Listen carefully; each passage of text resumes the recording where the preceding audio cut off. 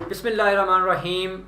Students, آج کا ہمارا لیکچر نمبر 17 ہے اور آج ہم پڑھیں گے محنت پسند خردمند، جن کے مصنف کا نام مولانا محمد حسین آزاد ہے۔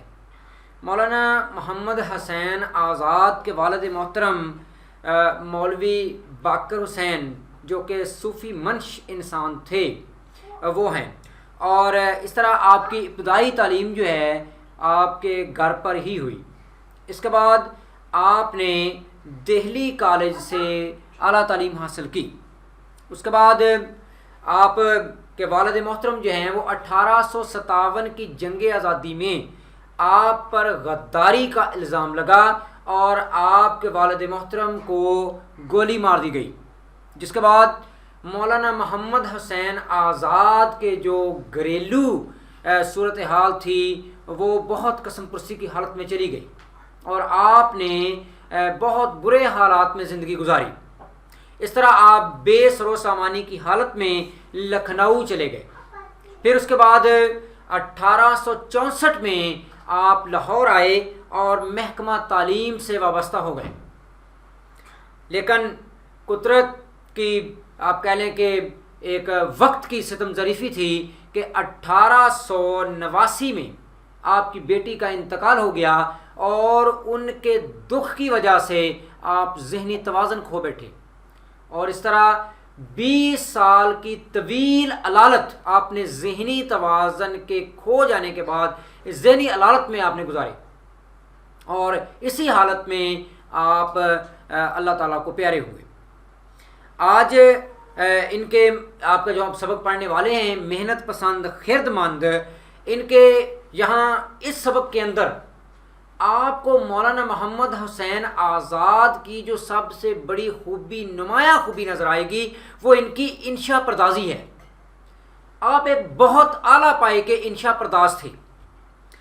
انشا پرداز مضمون نگار کو کہتے ہیں، اور اسی کے ساتھ ساتھ آپ ایک بہترین مرصع ساز بھی تھے۔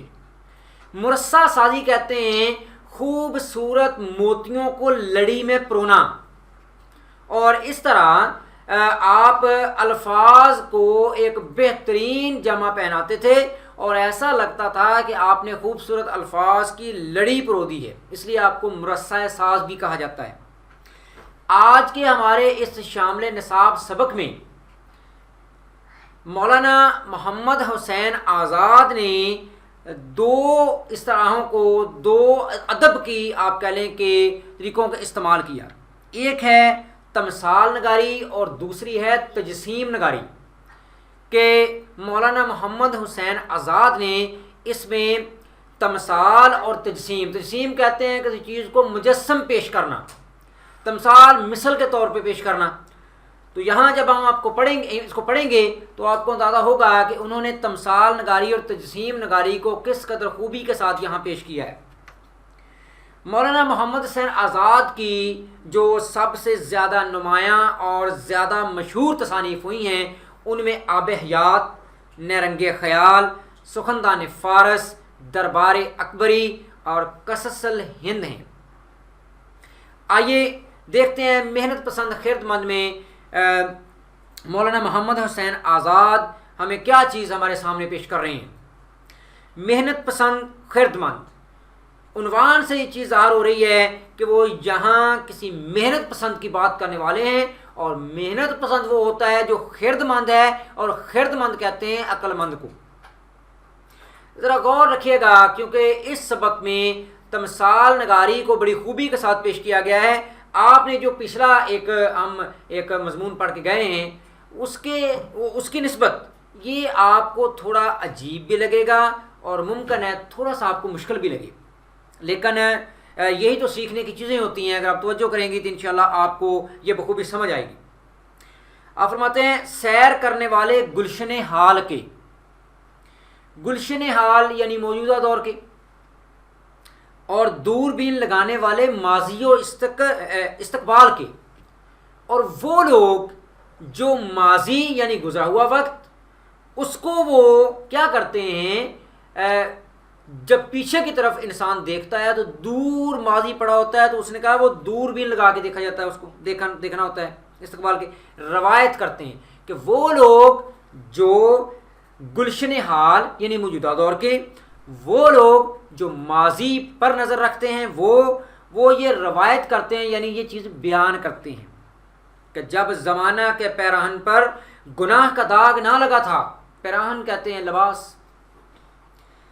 کہ ایک وہ وقت تھا جب انسان گناہوں سے آلودہ نہیں تھا، وہ ایک وقت تھا، اور دنیا کا دامن بدی کے غبار سے پاک تھا، کہ دنیا میں بدی اور گناہ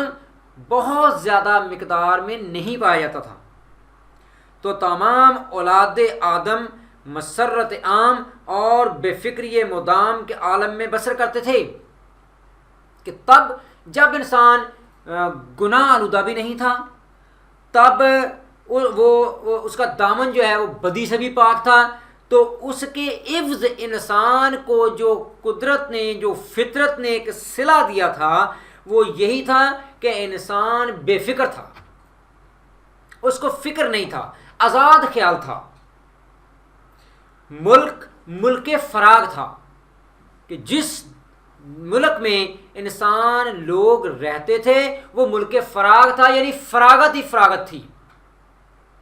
وقت بہت زیادہ تھا لوگوں کے پاس،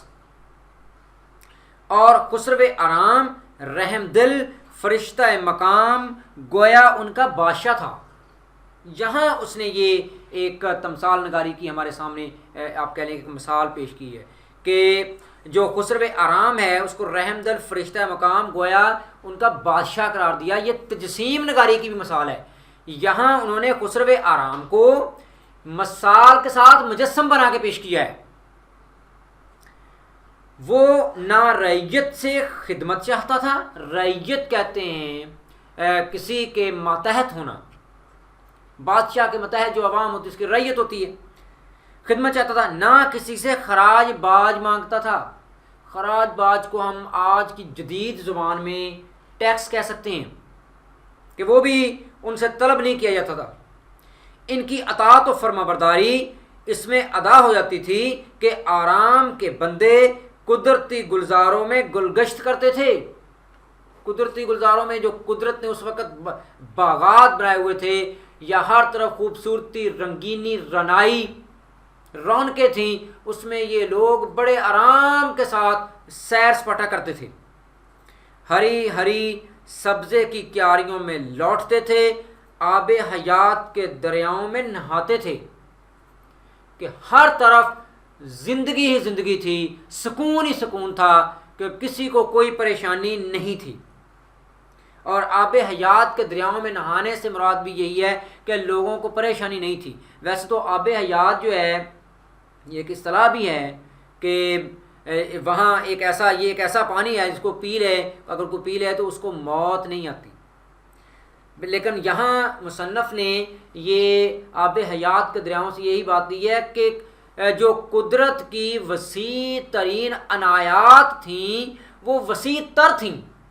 ہر طرف عنایات لا تعداد تھیں، جہاں اس سے مراد یہ لیا جا سکتا ہے۔ ہمیشہ وقت صبح کا اور سدا موسم بہار کا رہتا تھا، کیونکہ صبح کا موسم بہت دل نشیں اور دلکش ہوتا ہے، تو مصنف نے کہا ہے کہ جب انسان خود بہت اچھا تھا، گناہوں سے آلودہ نہیں تھا، تو اس کے لیے موسم بھی ہمیشہ خوبصورت رہتا تھا،